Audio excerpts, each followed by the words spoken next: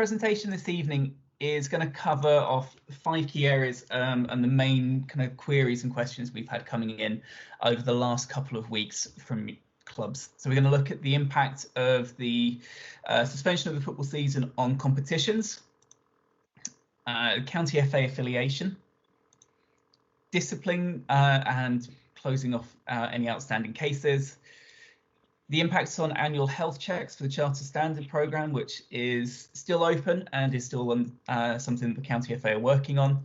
And then we'll look ahead towards the 2020-21 season. One thing I would say is that if you have any questions throughout the course of the presentation, then please drop them in the chat. Just type them into the chat function. Liz is now back online and is going to be kind of monitoring that, and we'll pause periodically just to make sure that we're answering any questions that may be coming in. Right, so before we kind of move forward and talk about the implications, there's one key thought and key point that kind of drives a lot of the way the FA have been approaching this, how we as a county FA have approached it, and that kind of helps shape how we're reacting to a lot of these questions. And that is that the 2019-20 season still happened. We've still been able to enjoy 3/4 of a football season. Clubs have still played football, still been able to train, play games, hire facilities, use referees, miss time tackles and pick up yellow cards, score goals and celebrate with teammates. We can't unwrite that. The season still happened. However, because of the coronavirus pandemic, it has been brought to an early end from that external force.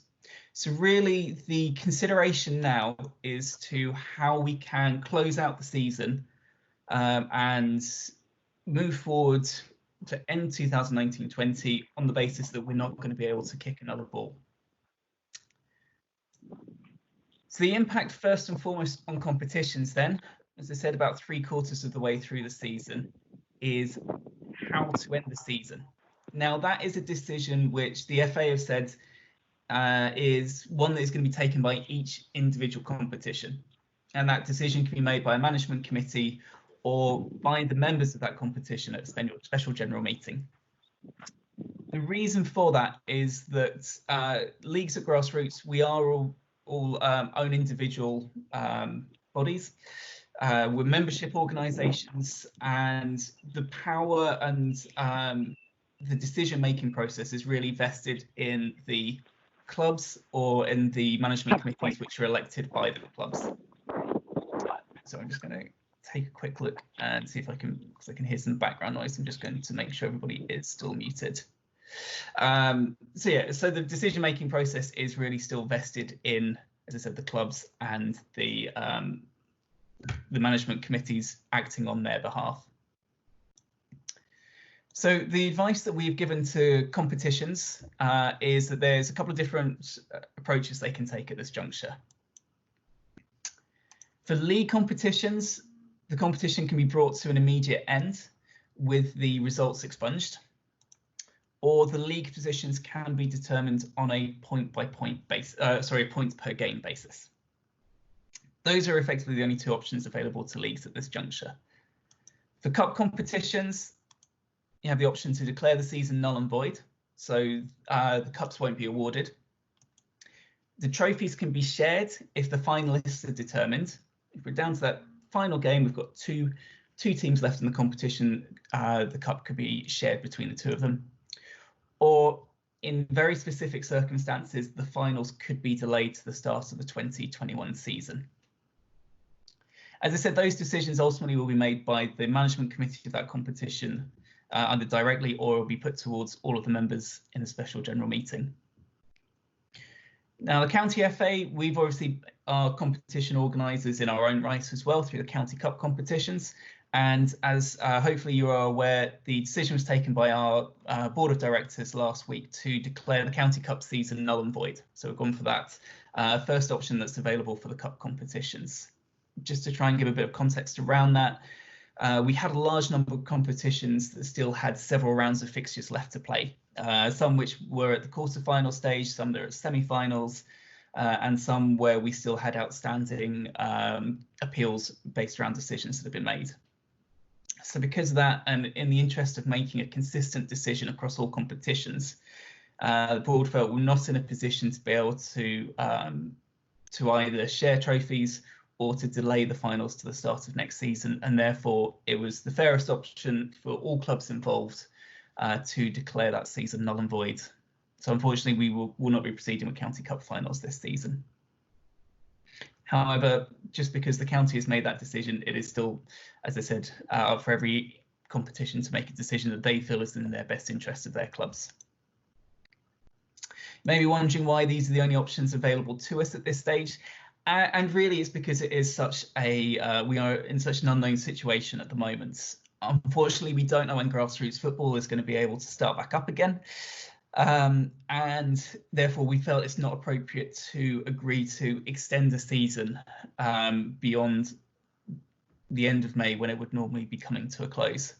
And I think the fact that we're already at 20th of April and facing another 2.5-3 weeks minimum of lockdown situations, which will take us into early May, I think that kind of vindicates those decisions. Actually, we are not in a position to be able to get back up again and conclude the season in a timely manner and make sure everything's closed off before the start of the next season. A couple of frequently asked questions then just around the implications of those the two options available for leagues. Is it possible to still get medals and trophies? Now, first, if the results are expunged, championship trophies and medals can't be awarded. And that would apply if there is a team which has already mathematically won the title. So if you're in a local league which has your equivalent of Liverpool and is absolutely running away with the title and may already have actually clinched it, if the competition is expunged, that does have to apply across all league positions. So there cannot be promotion and relegation, and there cannot be championships awarded. Leagues can go down the route of deciding to award participation medals. However, we have cautioned leagues just to take into consideration that if they're going to be awarding medals, that is a cost which could be diverted elsewhere. So they need to consider whether it's more appropriate to award participation medals for the season just gone, or look to see whether those funds can be used to support clubs with entry for the 2021 season. And if the competition is expunged, does that mean other statistics are also expunged? Really, we're only looking at the match results. So we're satisfied to say that actually we appreciate that goal scoring records and appearance records means an awful lot to players. And just because the end of season league table may have been expunged, that doesn't necessarily mean that you have to say that those goals were never scored, you never stepped foot on the pitch. You can still count those as personal statistics. Liz, has anything popped up into the chat just during that conversation just around the league outcomes? No, we've had no questions to date. I'm sorry about my little power cut. That's all right. Well, I said we'll look to bring you back in at the end just to kind of share some more of those good news stories and best practice, because it'd be great to hear some of those. Okay, but no worries. Moving on then, and where the implication is around the 2019-20 County FA affiliation. Now, as I said, we still kind of got through 3/4 of the season, and really affiliation is a requirement of being able to play football as part of the national FA structure, whether that is friendly fixture, taking part in an overseas tournament, playing one game, or playing 20 games across the league season, 30-40 games. So on that basis, clubs have still completed an affiliation this season and accessed all of those services and benefits that are highlighted at the beginning of the presentation. So we've taken this into consideration. And at this stage, as a county FA, we will not be offering full or partial refunds on the affiliation fees for 2019-20 season. As I said, this is because we feel that clubs have still had to affiliate in order to play the football that they have done. The affiliation service has therefore been required and been completed. And it also has implications on insurance, which I'll come into on a second. Same, by the way, does apply to our County Cup entry fees for 2019-20 season. However, what we will be doing is offering free entry to those teams that were still in the competition at the point that they were cancelled. In terms of insurance, and this is why the affiliation is still key, that the clubs are still affiliated up to the end of June, and therefore still full affiliated members of the County FA, is that the public liability insurance remains in place until that time, because it does cover non-playing situations. So that public liability is used to cover facilities and officers acting on behalf of the club. So it's something that still stands, and that's why it's important to retain that affiliation in place. From a personal accident point of view, can only really talk about Bluefin here, because we have that relationship with them, and we are in touch with them as the national game insurance providers for the FA, and they've confirmed that their personal accident insurance remains in place until the 30th of June. Reason for this is that if we are 3 weeks down the line, beginning of May, and the government are in a place to remove all lockdown restrictions, and actually clubs are in a place where they could organise summer friendly matches or take part in summer tournaments, it's important that that insurance remains in place. However, what Bluefin have said is that those premiums will be discounted next season to reflect the period of inactivity during these social distancing restrictions. Moving on to discipline, and so very similar vein here. So disciplinary charges and fines relate to incidents which have already occurred and have already been dealt with through FA procedures. And discipline is not actually dependent on a match or a league season being complete.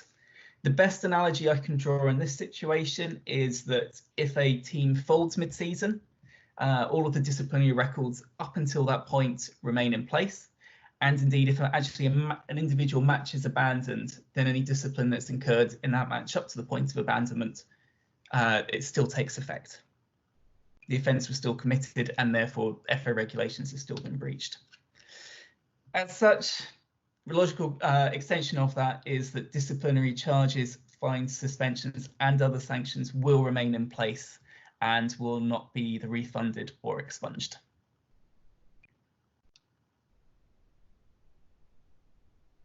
That has some knock-on impact then around outstanding suspensions, and as happens at the end of every season that's completed to its entirety, any suspensions outstanding at the end of a football season carry over to the start of the following season. The same will remain in place for the any suspensions outstanding at this point in time will roll over to the beginning of the 2021 season. However, any matches which were played prior to the suspension of the football season will still be applied to that individual match-based suspension. So if 3 games before the end of the season, if the last game you played, where am I going? If 2 games before the end of the season you picked up a suspension and you missed that final game of the season, that would still count towards that suspension. Got there eventually. Liz, I'm going to take a break there again, just in case there have been any questions that have come up around either affiliation or discipline. Having a quick look through, looks like we're all okay on that. Yeah, your explanations are spot on. I think it's not causing any questions at the moment. Excellent, that's what I like to hear. Right, so that effectively deals with everything that's happened on the pitch for the 2019-20 season. The only outstanding bit of business really for the season just gone is around annual health checks, which are ongoing, and I know a lot of clubs will have probably picked up some communication from myself over the last week or so, just prompting to submit any outstanding applications. So hopefully you will have seen in some of the weekly bulletins that have been coming out from Berks and Bucks that unfortunately we're in the same position that a lot of charities and small businesses are in that we've obviously been hit by this as much as everybody, and we had to take the difficult decision a couple of weeks ago that we would furlough a large portion of our workforce up until the end of May. As such, we will be running a slightly reduced service up until that point. We have a core team of staff that are still working and are still picking up some of these core business functions. But as I'm sure you can appreciate, with a reduced number of people in the office, it may take us a little bit longer to get back to you on some of the queries. Because of that, we've been working with the FA, and the deadline for submission of Charter Standard annual health checks has now been extended to the 30th of April. And as a county FA, we now have until the 31st of May to award those health checks. So where possible, we will continue to work with clubs and award annual health checks under action plans. What we would say is that if you are still have your annual health check in progress, please make sure that you submit them with the action plans and comments that you may have relating to any outstanding qualifications, just so that we can kind of speed that process up. So because the suspension of grassroots football, one of the key things that's happened is that our education courses have had to be suspended. Because of this, we're conscious that a lot of clubs are going to be submitting health checks with a large number of volunteers that may be missing qualifications.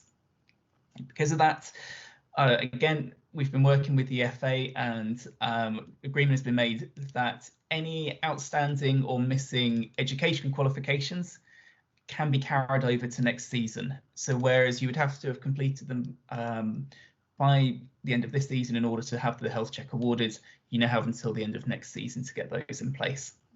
So that applies to safeguarding children workshops, emergency aid courses, level 1 qualifications, and so forth. If you have any coaches who either do not have a DBS application or where it has expired, we will still be able to award it if you're able to demonstrate that as a club you've done everything you can do to renew it before all of these measures came into place. That means that that is no longer possible. And I'll come on to that in a little bit more detail as we start looking at what's going to happen ahead of next season. Physical benefits then of the Charter Standard fulfilment will be sent once restrictions have been lifted. This is because the equipment providers that work with the FA on this are also have also been impacted by the lockdown. They are not deemed to be an essential service, so therefore they are not in a position to be able to fulfill some of those equipment orders. Any of the digital benefits you will still be able to access immediately. Looking ahead then at the 2021 affiliation, and this is really a bit of a balancing game for the County FA here. We need to make sure that we're in a position where we've got everything ready that we need to ahead of next season, but that we are also still able to adapt to what is a constantly changing environment. So because of that, our current expectation and current plan is that we will look to open affiliation around the 1st of June. But we won't impose a deadline at this stage for when those submissions have to be sent in to us. Normally, we look to open them in May and then have clubs submit everything to us by the end of July, or you would face a late fee if it's submitted after that date. Now we're conscious that a lot of leagues may not know yet when they're looking to start up for next season, and that a lot of the analysis and the commentary that's coming out in the news at the moment is very much around some of the social distancing measures could well be in place for several months, or could relax and then tighten up again. So we are going to have to be very flexible or be very much able to adapt to this.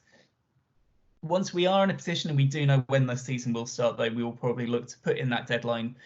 The reason for that is it helps the leagues then get their league sanction through at a point that, or in a timely manner, so that they can make sure that they're able to start up on time. Because of that, after the 1st of June, if you would like to submit the affiliation, you're more than welcome to. If you know which teams you're planning to run and who's going to be in charge of them and so forth, you can submit it through to the county, but we will hold off invoicing it until that season start date is announced. And that will also give us the ability then to adjust our affiliation fees if needed, depending on that season start date. Our affiliation fees for next season are currently frozen at the 2019-20 rate. They've actually been frozen at this rate for several years. So we're looking to try and make sure that we're not passing on any additional costs to clubs. As I said, if it does get to a stage that actually it's going to be several months before we can be back playing, that may be under review by a board of directors again. The only projected increases at this stage will be a £1 increase on the public liability insurance, and that is something that's been passed down to us by Bluefin. And our County FA Council voted earlier this season that they would increase the minimum required personal accident coverage for adult teams from a basic level to an intermediate level coverage. Now, across individual players, that's a very minimal increase, and it actually means that they will be covered for the vast majority of injuries that you pick up in football, which are not currently covered on that basic level insurance. We'll get more information out around the costs and around some of those insurance packages. We'll get those to you in the next few weeks. Liz and myself are meeting with Bluefin again tomorrow over Zoom to try and kind of thrash out some of those details. So we should be able to get some more information to you shortly. In terms of safeguarding, all safeguarding requirements remain in place in order for a club to affiliate for next season, and that includes the new requirement around open age coaches who have under 18 players. In brief, effectively any coach who is responsible for under 18 players, whether that's as a youth team or they're taking part in an adult team, will be required to have a valid in-date DBS check. However, at the moment, the FA are asking that clubs refrain from submitting new DBS checks while football remains suspended. The reason the FA are asking that is that, as I'm sure you can, quite a busy time for your borrowing service at the moment. As anybody who has signed up for the NHS volunteer platform will know, some of the roles involved in that require additional background checks. So there's a slight there's increased burden being placed on the DBS at the moment by NHS services, core workers and volunteers. So the FA is asking football clubs to hold back from submitting DBS checks so that we don't add to that burden and that they're able to process those kind of critical roles in order to fight the pandemic. Now, to counteract that and to try and relieve that burden on clubs and to try and make it easier for us through that process and through that decision, the FA have agreed that anybody whose DBS check was due to expire between the 1st of March 2020 and the 1st of October 2020 will automatically be extended by 1 year. So quite a few clubs will have seen this already. Coaches that have expired or were due to expire over the last 6 weeks or so, you actually now have an additional year before that DBS check will be up for renewal. Obviously, any new volunteers coming in to football that haven't previously held a role or do not currently have an in-date DBS will still be required to complete the check and get that processed before they can take up that role next season. And any DBS which expired before the 1st of March will also need to resubmit when they're able to. This is something which is under constant review from the FA. So again, if all of the restrictions around social distancing and so forth are lifted, they may well bring that the date of the 1st of October forward. Equally, if it does get extended, we are under lockdown provisions for a lot longer than is currently anticipated. That may well be extended again. That 1st of October date, it shouldn't be reading anything into that, as that's when the FA think the season will start. It is just a date had to be picked. And so I think they went for that to give us a full 6-month window.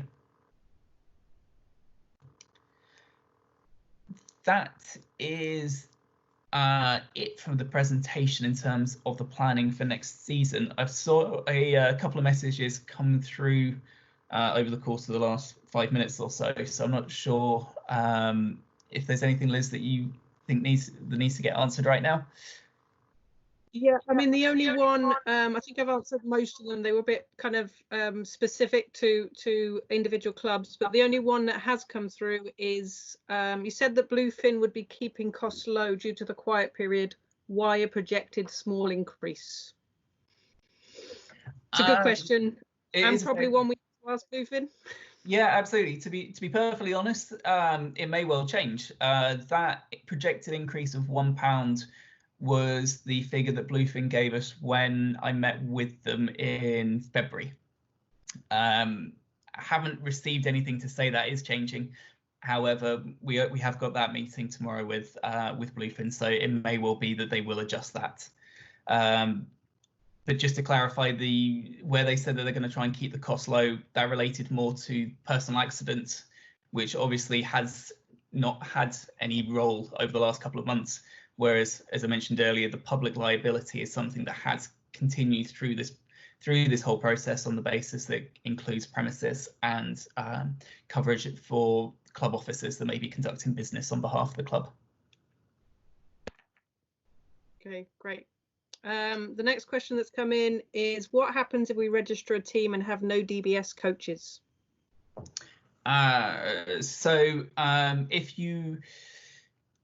If it's a youth team, you will need to get the DBS.